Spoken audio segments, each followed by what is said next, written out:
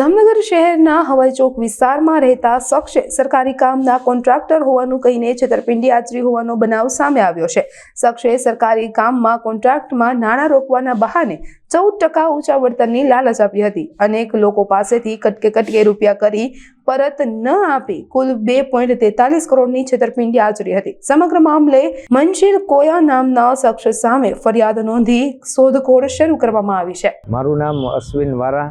આજે મનશીલ એન્ટરપ્રાઇઝ નામની પેઢી ધરાવતો મનશીલ કોયા અમારી સાથે એક ફ્રોડ કરેલ છે, જે મારી ખુદની સાથે 48 લાખ રૂપિયાનું ફ્રોડ થયેલ છે અને બીજા પણ ઘણા મિત્રોનું પણ છે। અંદાજે 2.40 લાખની આસપાસનું આખું ફ્રોડ છે અને અમને બધાને ગવર્મેન્ટના ઓર્ડરો કે જેમ પોર્ટલ ઉપરથી એણે જે અમને ઓર્ડરો આપેલા હતા કે આ મોરબીનું કામ આપણે મળેલ છે, બોમ્બેનું મળેલું છે, એમપીનું મળેલું છે, આવા બધા અમને ઓર્ડરો આપ્યા હતા।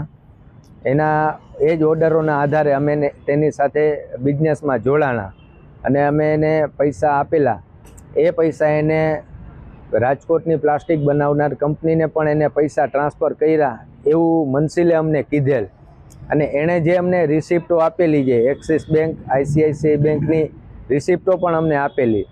બાદમાં મનશીલભાઈએ ફોન સ્વિચ ઓફ કરી અને 4-5 દિવસથી ઘરથી ગાયબ હોય એટલે અમે તપાસ કરેલ તો મનશીલનો કોઈ સંપર્ક ન થતો।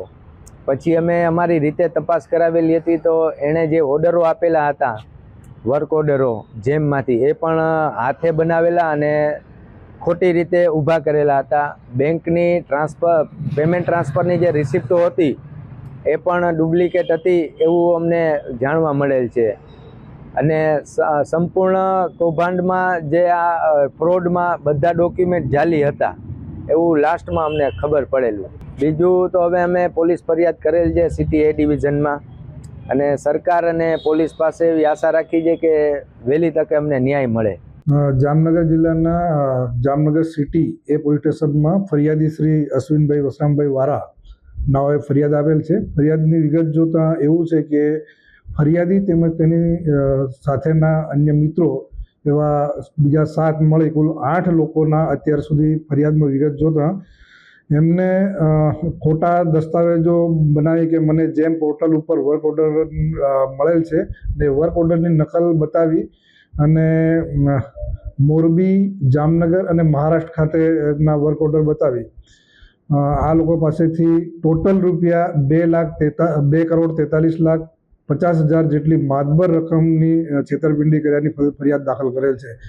આમાં આ લોકોએ ખોટા વર્ક ઓર્ડરો બતાવી એટલે ખોટા દસ્તાવેજો બનાવી અને સાચા તરીકે ઉપયોગ કરી તે મુજબ તેમજ તેમને વિશ્વાસમાં લઈને 11/2025માં આ મહિનાની અંદર 15 તારીખ પહેલાં આ લોકોને પૈસા આપવાની વાત કરી। અત્યાર સુધી પૈસા નહીં આપી ફોન સ્વિચ ઓફ કરીને ચાલ્યા ગયેલ હોય ફરિયાદી દ્વારા તેમની અને ભોગ બનનાર અન્ય બીજા 7 મિત્રોની મળી અને કુલ 2,43,50,000ની ફરિયાદ હાલ પોલીસ સ્ટેશન આપેલ છે। આ ફરિયાદ અનુસંધાને સિટી A PI તપાસ કરી રહેલ છે।